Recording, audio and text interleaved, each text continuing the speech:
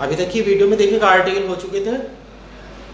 आप question exercise के question को डिस्क्राइब कर रहे हैं, उनका सॉल्यूशन कर रहे हैं। क्वेश्चन की जो थ्योरी है उस पर थोड़ा सा ध्यान आपको ज़्यादा देना है। जो क्वेश्चन की थ्योरी है उस पर आप ध्यान अच्छी तरह से दीजिएगा। ये पहला क्वेश्चन सामने है। ए पॉइंट पी, कोई बिंदु पी है, डिस्क्राइब एन इक्विएंगुलर स्पाइरल। कोई पॉइंट पी है, डिस्क्राइब का मतलब वर्णन करने से होता है, लेकिन यहाँ ये है कि जिस रास्ते पर वो चल रहा है। A point P describe an equiangular spiral r is equal to 8 e to the power theta cot alpha. कोई बिंदु पी है जो किसी कर्व पर चल रहा है, उस कर्व का नाम है इक्विएंगुलर स्पाइरल और इक्वेशन दे रखी है कर्व की r is equal to a e to the power theta cot alpha with constant angular velocity about the pole O. और अगली शर्त दे रखी है कि जो उसकी एंगुलर वेलोसिटी है वो कांस्टेंट है about pole O. Angular velocity हमारी d theta upon d t थी, d theta upon d t यानी कि ओमेगा, वो इस क्वेश्चन में जो है वो कांस्टेंट रहनी है। Find its acceleration, find its acceleration, इसका त्वरण ज्ञात कीजिए। अब हमारे चैप्टर के अकॉर्डिंग दो तरह के त्वरण होते हैं, एक रेडियल एक्सीलरेशन होता है, एक ट्रांसवर्स एक्सीलरेशन होता है। आपको रेडियल एक्सीलरेशन निकालना है, ट्रांसवर्स एक्सीलरेशन निकालना है। और रेडियल एक्सीलरेशन और ट्रांसफर एक्सीलरेशन के बीच में जो बनने वाला एंगल होता है वो 90 डिग्री होता है। और जब दो वेक्टर 90 डिग्री पर एक दूसरे से कार्य करते हैं तो उनका रिजल्टेंट निकालने के लिए आपको पाइथागोरस का यूज़ करना पड़ता है। तो यानी कि जब मुझे एक्सीलरेशन निकालना होगा तो एक्सीलरेशन निकालने के लिए मैं एक रेडियल एक्सीलरेशन निकाल लूँगा, एक ट्रांसवर्स एक्सीलरेशन निकाल लूँगा और फिर दोनों में पाइथागोरस लगा दूंगा और मेरे रिजल्टेंट एक्सीलरेशन तैयार हो जाएगा। ये तो वो एक्सीलरेशन निकालने की विधि। आगे देखिएगा, show that its direction makes the same angle with the tangent at P. और आगे प्रदर्शित करना है show that A direction make the same angle. Its direction, it's जो वर्ड यूज हुआ है वो एक्सीलरेशन के लिए यूज हुआ है कि एक्सीलरेशन की जो डायरेक्शन है makes the same angle with the tangent at P. बिंदु पी पर खींचे गए टेंजेंट के साथ वही एंगल बनाती है as the radius vector O P makes with the tangent. यानी कि वो किताब वाला हमसे, ये क्वेश्चन वाला हमसे कह रहा है कि एक तो आप एक्सीलरेशन निकाल करके दीजिएगा और ये प्रूव करके दिखाइएगा कि एक्सीलरेशन की जो डायरेक्शन है वो बिंदु पी पर टेंजेंट के साथ जो एंगल बना रही होगी वो एंगल वही होगा जो कि रेडियस वेक्टर और टेंजेंट के बीच का एंगल होता है। तो यानी कि रेडियस वेक्टर और टेंजेंट के बीच का जो एंगल है वो बीएससी पार्ट 1 के अकॉर्डिंग फाई कहलाता है। तो यहाँ पर आपको बीएससी पार्ट 1 के कर्वेचर वाले चैप्टर की हेल्प लेनी पड़ेगी, फाई निकालना पड़ेगा और ये प्रूव करके दिखाना पड़ेगा कि जो फाई की वैल्यू होती है वो वही आएगी निकल करके जो कि रेडियस वेक्टर, जो कि टेंजेंट बिंदु पी पर खींचे गए टेंजेंट और एक्सीलरेशन के बीच की होगी।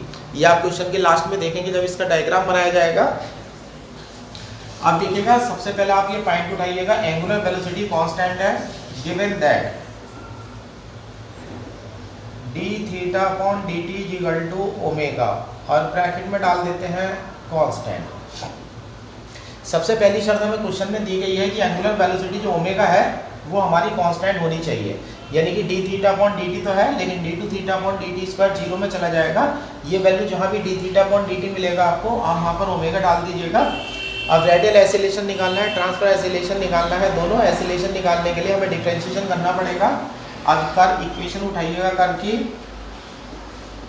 Equation of curve is r is equal to a e to the power theta cot alpha. अब यहाँ डिफरेंशिएशन कर दीजिएगा, d r upon d t a e to the power theta cot alpha. अब यहाँ ई to the power का तो ऐसा कैसे ही रहेगा और फिर हो जाएगा आपका d theta upon d t और कॉट अल्फा कांस्टेंट है आपका।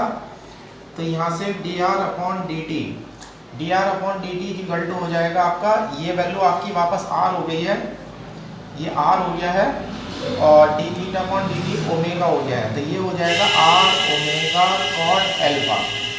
ये वैल्यू इतनी आर हो गई है, ये ओमेगा हो गया है, कॉट अल्फा हो गया है, d r upon d T आपका आ चुका है। एक बार डिफरेंशिएशन और कर दीजिएगा, differentiation with respect to t, d two r upon d t square is equal to omega cot alpha. ऐसा कैसे ही रहेगा, आर का दोबारा डिफरेंशिएशन करेंगे तो d r upon d t आ जाएगा। अब d r upon d t की वैल्यू यहाँ से उठा लीजिएगा फिर दोबारा से, तो यहाँ से d two r upon d t square equal to हो जाता है आपका omega cot alpha into r omega cot alpha, और इस तरह से आपकी वैल्यू बन जाती है d2r upon dt square is equal to r आ जाता है, ओमेगा स्क्वायर आ जाता है और कॉट स्क्वायर एल्फा आ जाता है। ये आपके d2r अपॉन dt स्क्वायर की वैल्यू बन चुकी है। अब मैं रेडियल एसिलेशन निकालने जा रहा हूँ। रेडियल एसिलेशन को शॉर्ट में आर डॉट ए डॉट लिख दीजिएगा। रेडियल एसिलेशन का फार्मूला है हमारा d2r upon dt square minus r d theta upon dt का होल स्क्वायर। अब उठा करके वैल्यू डाल दीजिएगा। d2r अपॉन dt स्क्वायर की वैल्यू ये पड़ी हुई है, तो ये हो जाता है r omega cot square alpha हो जाता है और माइनस आर, ये ओमेगा स्क्वायर बन जाता है। डी थीटा अपॉन dt की वैल्यू डाल दी गई है, तो ये हो जाता है आर ओमेगा स्क्वायर। अब ये देखिएगा आपका कॉट स्क्वायर एल्फा है, इसे जोड़ देते हैं 1 प्लस कॉसेक स्क्वायर एल्फा और माइनस 1 से 1 कैंसिल हो जाता है, तो आपकी वैल्यू आ जाती है r omega square cosec square alpha.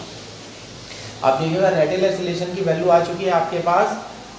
यहाँ पर देखिएगा, यहाँ पर मेरे से एक मिस्टेक हो गई है, फार्मूला गलत लग गया है यहाँ पर। R cot square alpha 1 plus cot square alpha is equal to cosec square alpha होता है। ये वैल्यू मेरी चेंज हो चुकी है, इसे मैं सही कर देता हूँ। अभी सही कर रहा हूँ मैं इसे, फार्मूला गलत खुल गया है। R omega square cot square alpha minus 1, ये फार्मूला मेरे से गलत खुल गया था। ये रेडियल एसिलेशन की वैल्यू आपकी आ चुकी है।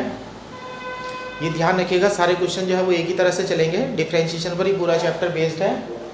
अब लेने जा रहा हूँ मैं ट्रांसवर्स एसिलेशन, सॉरी हाँ शॉर्ट में लिख दिया है टी डॉट ए, इसकी फुल फॉर्म है ट्रांसवर्स एसिलेशन। ट्रांसफर एसिलेशन का फार्मूला था आपका 1 upon r d upon d t r square d theta upon d T. सबसे पहले D theta upon d t की वैल्यू ओमेगा डाल दीजिएगा, तो ये हो जाता है 1 upon r d upon d t r square omega. अब देखिएगा ओमेगा कांस्टेंट वैल्यू है, तो आपको इसका डिफरेंशिएशन नहीं कर सकते, तो ये हो जाता है 1 upon r omega r square का डिफरेंशिएशन हो जाएगा 2 r d r upon d t. अब यहाँ देखिएगा 2 से 2 कैंसिल, सॉरी आर से आर कैंसिल हो गया है, ये 2 ओमेगा हो गया है। देखिएगा d r upon d t की वैल्यू आपकी ये पड़ी हुई है आर ओमेगा कॉट एल्फा, तो ये हो जाता है 2 omega square r cot alpha. ये आपका ट्रांसफर एसिलेशन आ चुका है। अब हम लेने जाते हैं acceleration. Acceleration is equal to, यहाँ आप ध्यान रखेंगे रेडियल डायरेक्शन और ट्रांसफर जो डायरेक्शन थी दोनों के बीच में एंगल बनने वाला 90 डिग्री था, तो इनका जब भी रिजल्टेंट निकालना होगा तो पाइथागोरस यूज़ करेंगे। एसिलेशन इज इक्वल टू हो जाता है under root radial acceleration plus transverse acceleration का होल स्क्वायर। ये रेडियल एसिलेशन की वैल्यू हो जाती है under root radial acceleration plus transfer acceleration का होल स्क्वायर। अब देखिएगा दोनों की वैल्यू देखिएगा, रेडियल एसिलेशन ये है, ट्रांसफर एसिलेशन ये है। अब यहाँ से ओमेगा स्क्वायर आर कॉमन आ जाएगा और अंडर रूट में बचेगा कॉट स्क्वायर एल्फा माइनस 1 और प्लस यहाँ पर हो जाएगा 4 कॉट स्क्वायर एल्फा। अब देखिएगा यहाँ पर ये होल स्क्वायर रह गया है, होल स्क्वायर। अब इसे ऐसे पढ़िएगा कि ये a माइनस बी का होल स्क्वायर है और प्लस का 4ab है, तो a माइनस बी का होल स्क्वायर प्लस 4ab करेंगे तो वो हो जाएगा a प्लस बी का होल स्क्वायर। तो ये हो जाता है omega square r under root cot square alpha plus 1 का होल स्क्वायर। ये a प्लस बी का होल स्क्वायर हो गया, होल स्क्वायर से अंडर रूट हट जाएगा और 1 plus cot square alpha cosec square alpha हो जाएगा, तो ये हो जाएगा omega square r cosec square alpha. तो पहला आंसर आपका आ चुका है। Acceleration is equal to omega square r cosec square alpha. ये आपके एसिलेशन की वैल्यू आपकी आ चुकी है। अब एसिलेशन आ चुका है, अब मैं प्रूव करने जा रहा हूँ मेन चीज़। अब डायग्राम पर ध्यान रखना है आपको। अब मैं प्रूव करने जा रहा हूँ कि एसिलेशन का पॉइंट P पर जो टेंजेंट के साथ बनने वाला एंगल होगा वो एंगल वही होता है जो कि पॉइंट P पर रेडियस वेक्टर और टेंजेंट के बीच बनता है। अब यहाँ से मुझे BSc पार्ट 1 की हेल्प लेनी पड़ेगी।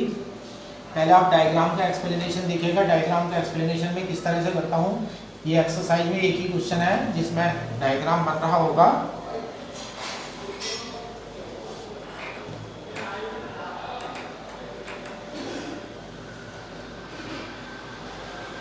ये मेरा पोल हो गया, ये मेरी एक्स एक्सिस हो गई। मान लीजिएगा ये मेरा कर्व है, इस कर्व पर मेरा पॉइंट P है, ये मेरे पोलर कोऑर्डिनेट r थीटा हो गया, ये P पर मेरा टेंजेंट हो गया है, PT मान लेता हूँ इसका नाम। ये है रेडियस वेक्टर मेरा OPR और ये बनने वाला एंगल होता है फाई। ये BSc पार्ट 1 के अकॉर्डिंग आ गया। रेडियस वेक्टर आपका OP है और टेंजेंट आपका PT है। PT है, रेडियस वेक्टर और टेंजेंट के बीच का बनने वाला एंगल फाई होता है। तो R हो चुका है ये एंगल फाई। अब ये प्रूव करना है, देखिएगा। अब मैं इसे किधर लेने जा रहा हूँ, OP को मैंने आगे बढ़ा दिया है, तो ये मेरा रेडियल एसिलेशन हो जाता है। अब मैं इसको 90 डिग्री का एंगल बनाता हूँ, ये डायरेक्शन हो जाती है मेरी टेंजेंट ट्रांसवर्स एसिलेशन की। जब मैं OP को आगे बढ़ाता हूँ, जब OP को मैं आगे बढ़ाता हूँ तो वो मेरी रेडियल डायरेक्शन हो जाती है। इधर मुझे रेडियल एसिलेशन मिलेगा, ये मेरा वेक्टोरियल एंगल थीटा है। इधर को अगर मैं जाऊँगा तो थीटा मेरा बढ़ेगा। और ट्रांसवर्स डायरेक्शन के लिए बताया गया था कि आपको रेडियस वेक्टर के परपेंडिकुलर जाना होता है, रेडियस वेक्टर के परपेंडिकुलर जाना होता है और थीटा की बढ़ती दिशा में जाना होता है। अब इधर मेरा रेडियल एसिलेशन और इधर मेरा ट्रांसवर्स एसिलेशन है। आप देखिएगा यहाँ पर, इसको मैं एक रेक्टेंगल ड्रॉ कर देता हूँ, थोड़ा छोटा कर देता हूँ, इसे जगह नहीं बची है।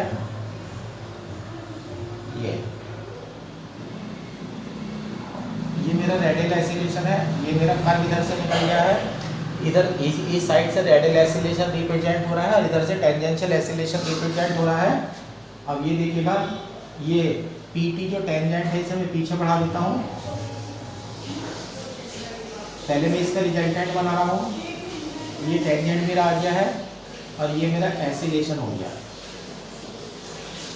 ये जो मेरा वेक्टर होता है ये रिप्रेजेंट करता है मेरा एसिलरेशन को, ये रिजल्टेंट वेक्टर है, ये मेरा एसिलेशन को रिप्रेजेंट करता है।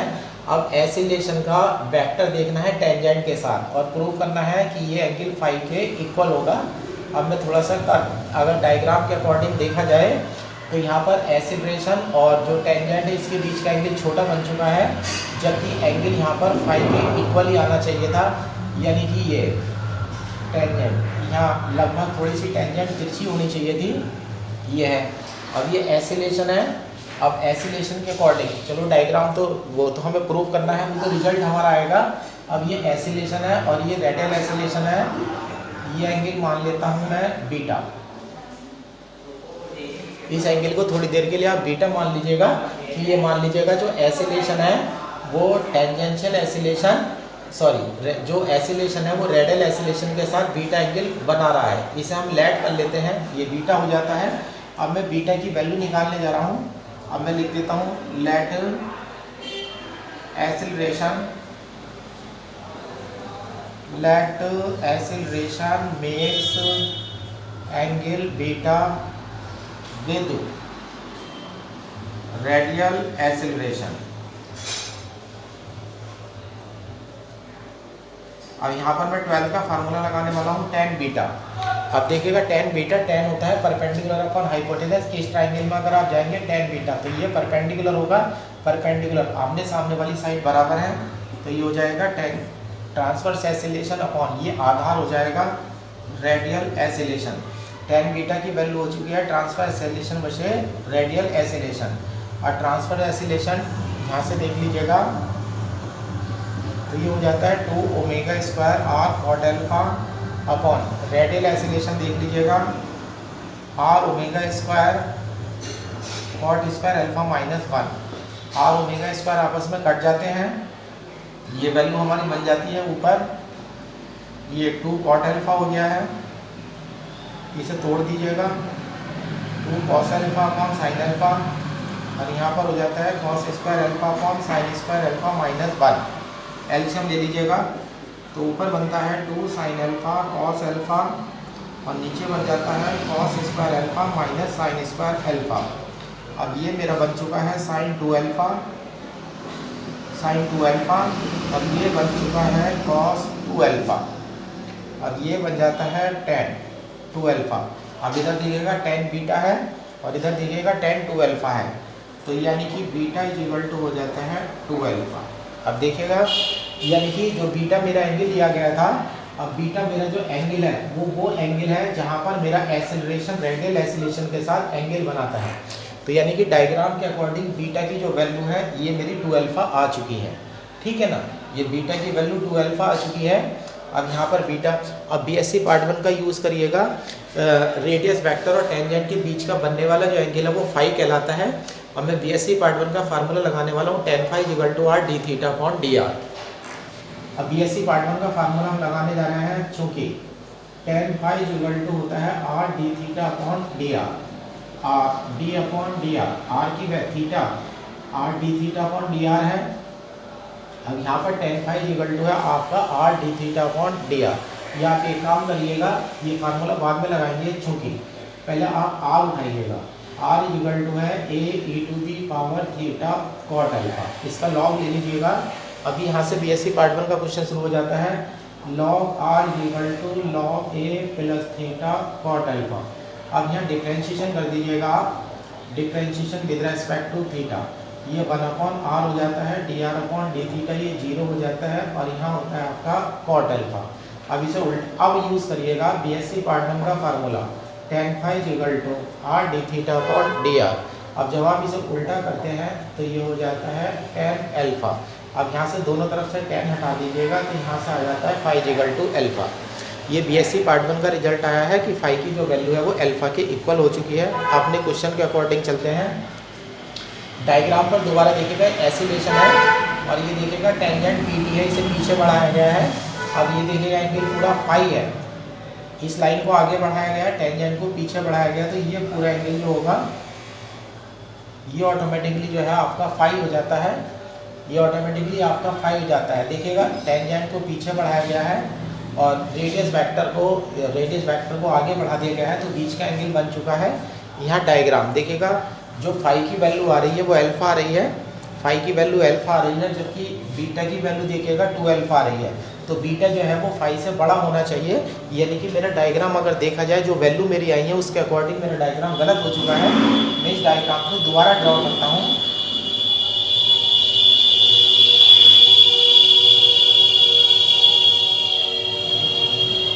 अभी तक मुझे वैल्यू नहीं पता थी, तो डायग्राम में मेरी मिस्टेक हो गई थी। तो डायग्राम जो मेरी न्यूमेरिकल वैल्यू आ रही है उसमें मेरे से कहा जा रहा है कि जो फाई की वैल्यू है वो तो अल्फा है और जो बीटा की वैल्यू है वो 2 अल्फा है। तो बीटा बड़ा होना चाहिए, फाई छोटा होना चाहिए, जबकि मैंने जो डायग्राम बनाया था उसमें बीटा छोटा हो चुका था, फाई बड़ा हो चुका था।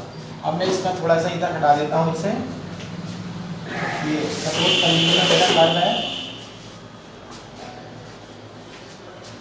ये रेडियस वेक्टर है, find P, coordinate r theta हो गया, ये r हो गया, ये थीटा हो गया, ये पी पर मेरा टेंजेंट आ जाता है, टेंजेंट। अब इस टेंजेंट को मैं थोड़ा सा पीछे बढ़ा देता हूँ, ये मेरे कर्व निकला हुआ है इधर से टेंजेंट। अब देखिएगा ये टेंजेंट है, इसका नाम रख देता हूँ कुछ मैं टी डैश, ये मेरा टेंजेंट है, टी पी टी डैश मेरा टेंजेंट है। अब मैं ऐसे करता हूँ, मुझे बीटा को बड़ा करना है तो मैं इसका साइज छोटा रख देता हूँ रेडियल एसिलेशन का, और इधर साइज बड़ा कर देता हूँ ट्रांसवर्स एसिलेशन का। अब मैं यहाँ से इसका एक रेक्टेंगल ड्रॉ करता हूँ। अब देखिएगा ये रेडियस वेक्टर है, ये टेंजेंट है, इनके बीच के बनने वाला एंगल फाई हो गया। यहाँ रेडियस वेक्टर को आगे बढ़ाया, ये टेंजेंट को आगे बढ़ाया है, ये हो गया फाई। अब ये एसिलेशन बना देता हूँ मैं,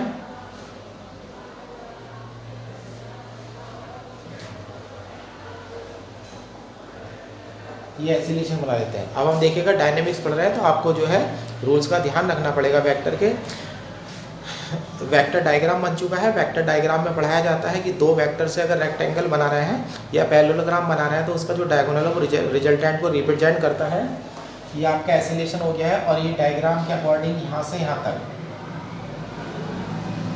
ये आपका बीटा आ चुका है। आप देखिएगा डायग्राम सही है, डायग्राम में बीटा बड़ा है और फाई जो है वो छोटा है। अब देखिएगा ये एसिलेशन है और ये टेंजेंट है। आपको प्रूव करना है एसिलेशन का टेंजेंट के साथ बनने वाला एंगल और रेडियस वेक्टर का टेंजेंट के साथ बनने वाला एंगल जो है वो इक्वल है। आप ये वाला एंगल लेने जा रहे हैं, इतना पूरा एंगल बीटा है, ये फाई है, तो ये जो एंगल आपका बचता है ये बच जाता है बीटा माइनस फाई। ये आपका आंसर है। अब आप लेते हैं the angle of acceleration with the tangent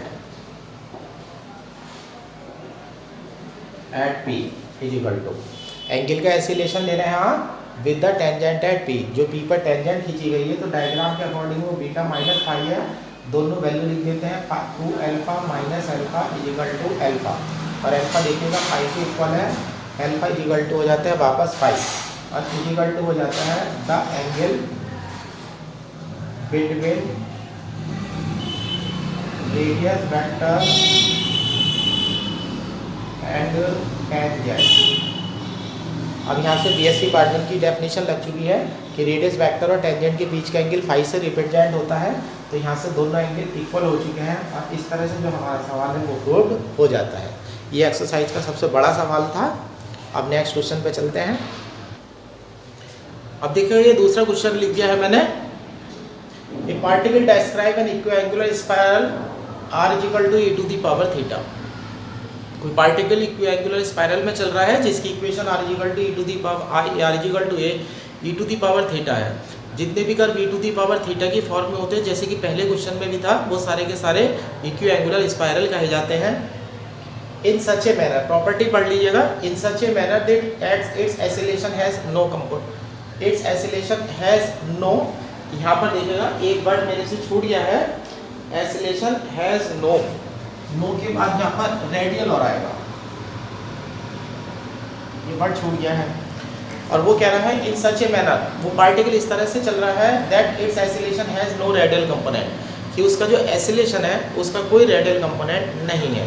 तो यानी कि रेडियल कंपोनेंट, जो एसिलेशन का रेडियल कंपोनेंट नहीं है, यानी कि रेडियल एसिलेशन जो है उसकी वैल्यू 0 है। तो स्टार्टिंग जो क्वेश्चन किया वो यहीं से करेंगे, रेडियल एसिलेशन की वैल्यू 0 है। Prove that the angular velocity is constant, तो प्रूव करके दिखाना है कि जो एंगुलर वेलोसिटी होगी वो हमारी कांस्टेंट होगी, and that of the magnitude of velocity at acceleration is proportional to r. और प्रूफ करके दिखाना है, एक तो 3 चीजें प्रूफ करने के लिए हो गई, 2 चीजें तो गिवन में हो गई, एक तो इक्वेशन हो गई कर्व की r is equal to a to the power e theta हो गया, और दूसरा हो गया कि रेडियल एक्सीलरेशन की वैल्यू 0 है, और 3 हमारे आंसर हो गए। एक प्रूफ करना है कि एंगुलर वेलोसिटी हमारी कांस्टेंट है, एक वैल्यू हमें प्रूफ करनी है कि मैग्नीट्यूड की जो वेलोसिटी का मैग्नीट्यूड है, और एक प्रूफ करना है कि जो एक्सीलरेशन का मैग्नीट्यूड है in each proportional to r, दोनों के दोनों का मैग्नीट्यूड जो है वो आर के प्रोपोर्शनल होना चाहिए। आप देखिएगा, शुरुआत करते हैं क्वेश्चन की। Answer curve is r is equal to a, r is equal to e to the power theta. अब यहाँ से डिफ्रेंशिएशन कर दीजिएगा, d r upon d t is equal to a to the power theta d theta upon d t. अब यहाँ पर देखिएगा d theta upon d t की वैल्यू डाल दीजिएगा, यहाँ पर आर डाल दीजिएगा, तो ये हो जाता है r d omega upon d T. ये वैल्यू वापस आर बन गई है, और यहाँ सॉरी यहाँ पर बन गया है omega, D theta upon d t की वैल्यू ओमेगा हो गई है। अब यहाँ देखिएगा, इस बार ओमेगा जो है आपको कांस्टेंट प्रूव करना है। अब यहाँ से d r upon d t हो चुका है। अब यहाँ से लिखिएगा prove that angular velocity is constant.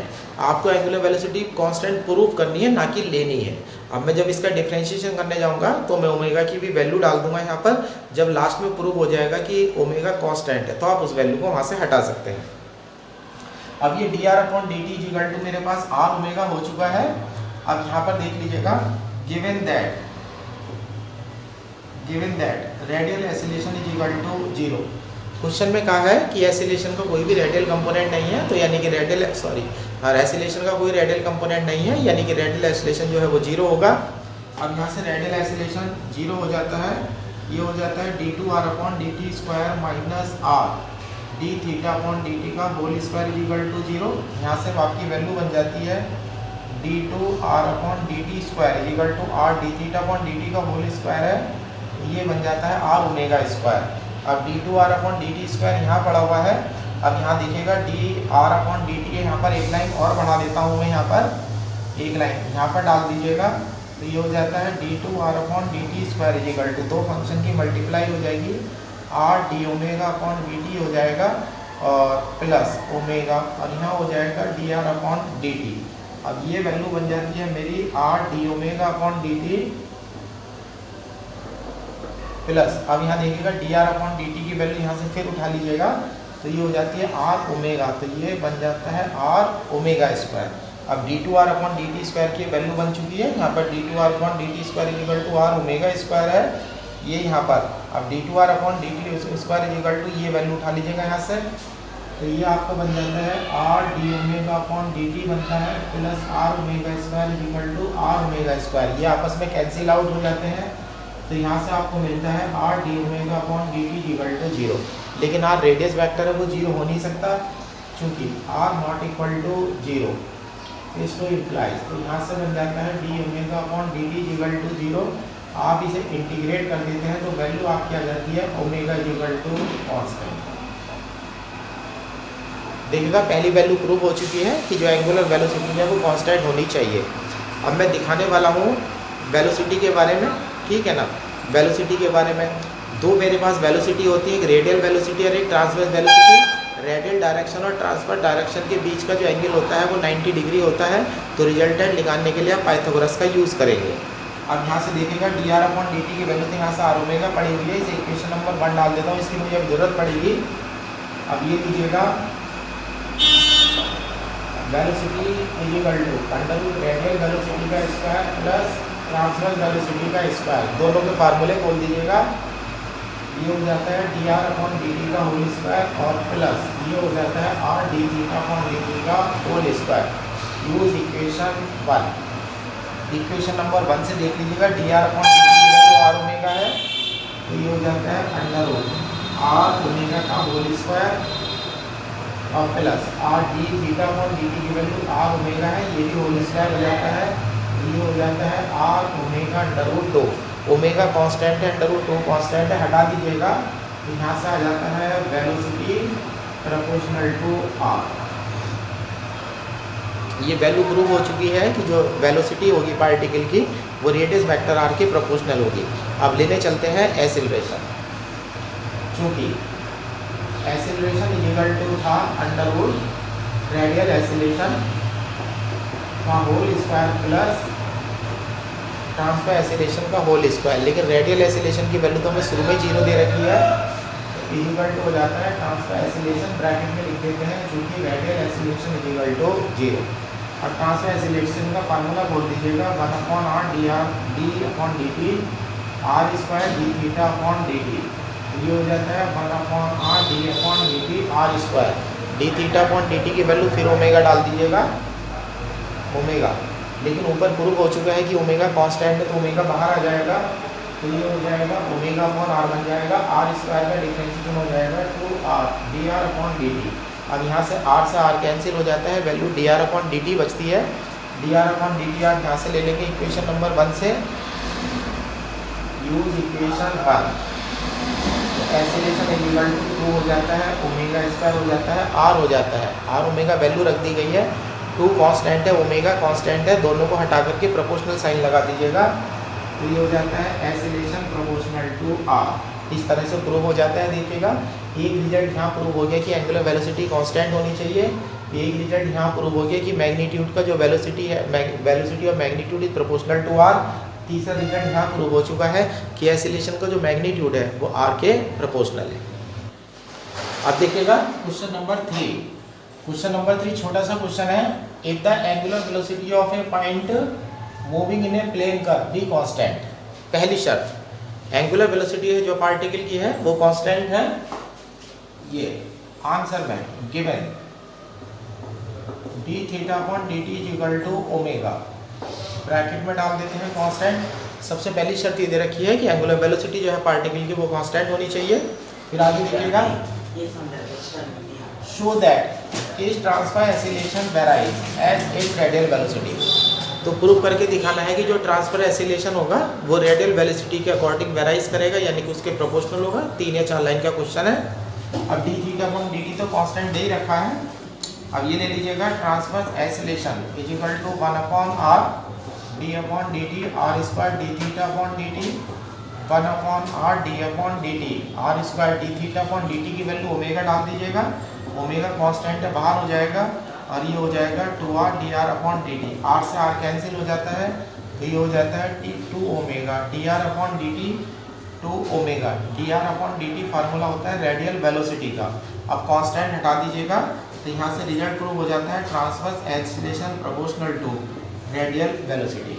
इस तरह से आपका क्वेश्चन ये कंप्लीट हो जाता है कि जो ट्रांसफर एसिलेशन है वो रेडियल वेलोसिटी के प्रोपोर्शनल है। अब नेक्स्ट क्वेश्चन करते हैं। अभी देखा क्वेश्चन नंबर 4। क्वेश्चन नंबर 4 में ये भी छोटा सा क्वेश्चन है। If the radial and transverse velocity of particle are equal, जो पार्टिकल है उसकी रेडियल और ट्रांसफर वेलोसिटी दोनों इक्वल है, यानी कि सबसे पहले हमें यही गिवन है radial velocity equal to transfer velocity, दोनों वेलोसिटी एक दूसरे की इक्वल दे रखी है उसने। Then prove that particle describe an equiangular spiral, तो सिद्ध करके दिखाना है कि जो पार्टिकल है उसका जो पाथ होगा वो इक्विएंगुलर स्पाइरल होगा, और इक्विएंगुलर स्पाइरल में e to the power theta के रूप में जो है इक्वेशन आती है। जब इक्वेशन निकालनी होगी तो आपको dr अपॉन डी थीटा चाहिए होगा। अब यहाँ देखिएगा radial velocity is equal to transfer velocity है, रेडियल वेलोसिटी आपकी dr अपॉन dt है, ट्रांसफर वेलोसिटी आपकी r d theta upon dt है। dt आपका कैंसिल हो जाएगा तो dr is equal to r d theta हो जाएगा, dr upon r is equal to d theta. यहाँ इंटीग्रेशन कर दीजिएगा, integration log r bc is equal to theta plus log c base a डाल दीजिएगा, log हटा दीजिएगा, तो ये बन जाता है r is equal to c e to the power theta. ये इसी तरह का कर्व आ गया है जैसे इक्वेशन, जैसे क्वेश्चन नंबर 2 में मिला था। अब ये इक्विएंगुलर स्पाइरल है। अब इसे लिख देते हैं this is an equiangular spiral, और इस तरह से जो हमारा रिजल्ट है वो प्रूव हो जाता है।